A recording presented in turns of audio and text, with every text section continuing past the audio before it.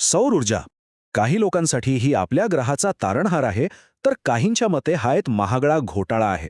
म्हणजे किती टोकाची मतं आहेत बघा. पण सत्य या दोन टोकांच्या मध्येच कुठेतरी दडलेलं आहे.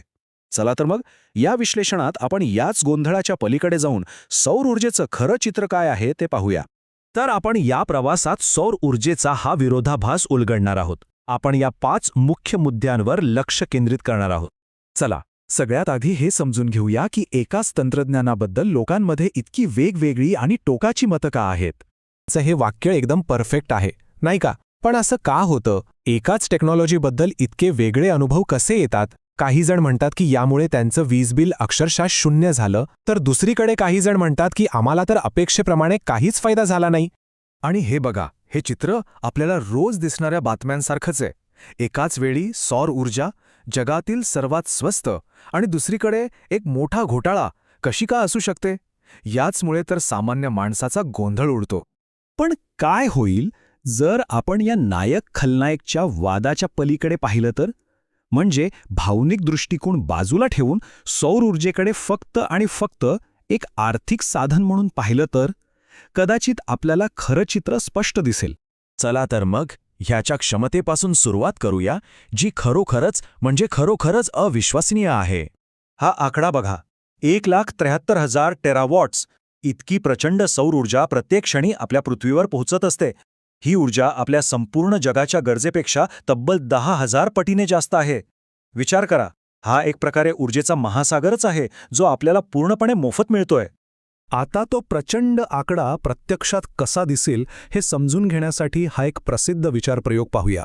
हे कदाचित अविश्वसनीय वाटेल, पण स्रोतांनुसार सहारा वाळवंटातला फक्त एक छोटासा भाग, म्हणजे सुमारे 254 बाय 254 किलोमीटरचा एक चौक संपूर्ण जगाला वीज पुरवठा करू शकतो. विचार करा, एकट्या अमेरिकेतल्या महामार्गांखाली यापेक्षा जास्त जमीन आहे. ठीक आहे, मग जर क्षमता इतकी प्रचंड आहे, तर आपण अजूनही पूर्णपणे सौर ऊर्जेवर का अवलंबून नाही? नेमके अडथळे तरी काय आहेत? सूर्यप्रकाश मोफत आहे हे खरंय, पण तो 24 तास उपलब्ध नाही. आणि हेच सौर ऊर्जेपुढचं सगळ्यात मोठं आव्हान आहे. रात्रीसाठी आणि ढगाळ हवामानासाठी आपल्याला ऊर्जा साठवून ठेवावी लागते, आणि इथेच सगळ्या गोष्टी थोड्या गुंतागुंतीच्या व्हायला लागतात. आता खरा मुद्दा येतो खर्चाचा. या टेबलकडे बघा. एक गोष्ट लगेच लक्षात येईल, स्टोरेजशिवाय म्हणजे बॅटरीशिवाय सौर ऊर्जा खूपच स्वस्त दिसते, पण आपल्याला 24 तास लागते, बरोबर? मग त्यासाठी बॅटरीची किंमत जोडावीच लागते, आणि जशी ही किंमत जोडली जाते तशी सौर ऊर्जेची किंमत थेट नैसर्गिक वायूच्या स्पर्धेत येते. आणि फक्त बॅटरीचाच प्रश्न नाहीये.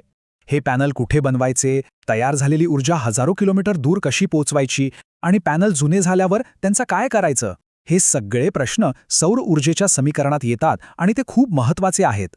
पण थांबा, या सगळ्या तांत्रिक चर्चांच्या पलीकडे एक अत्यंत महत्त्वाचा आर्थिक दृष्टिकोन आहे, जो सगळं चित्रच बदलून टाकतो. हाच तो खरा गेम चेंजर आहे. आपण इंधन विकत घेण्यापासून ऊर्जा निर्माण करणारं उपकरण बनवण्याकडेच चाललो आहोत. विचार करा, आपण पेट्रोल प्रत्येक वेळी विकत घेतो आणि ते जळून संपतं.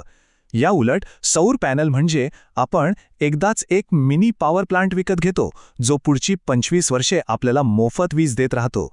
आता एका सामान्य पेट्रोल कारचा विचार करूया. तिच्या संपूर्ण आयुष्यात आपण पेट्रोलवर अंदाजे $19,500 खर्च करतो. अनेकदा ही रक्कम गाडीच्या मूळ किमतीपेक्षाही जास्त असते. आता याची तुलना करा. एका इलेक्ट्रिक कारला आयुष्यभर पुरेल इतकी वीज बनवण्यासाठी लागणाऱ्या सौर पॅनलचा खर्च येतो फक्त $2,100. आणि महत्त्वाचं म्हणजे हा खर्च फक्त एकदाच करायचा आहे. हा आलेख सगळं काही सांगून जातो. एका बाजूला आहे सततचा खर्च, आणि दुसऱ्या बाजूला आहे एक वेळची गुंतवणूक. आणि हाच तो मूलभूत फरक आहे जो सौर ऊर्जेला आर्थिकदृष्ट्या इतका आकर्षक बनवतो.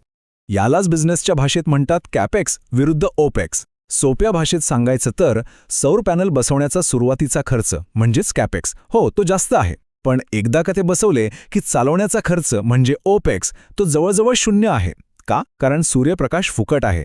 आणि याच एका कारणामुळे सौर ऊर्जेचा हा प्रवास आता कोणीही थांबवू शकत नाही. तर मग हे आर्थिक गणित भविष्यात प्रत्यक्षात कसं उतरेल, यासाठी आपल्यासमोर 2 मुख्य मार्ग आहेत. तर भविष्यातले 2 मार्ग कोणते?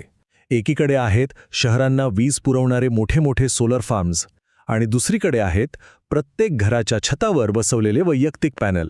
अर्थात दोन्ही मार्गांचे स्वतःचे फायदे आणि तोटे आहेत. पण यातली चांगली बातमी ही आहे की आपल्याला यापैकी फक्त एकाची निवड करण्याची काहीही गरज नाही.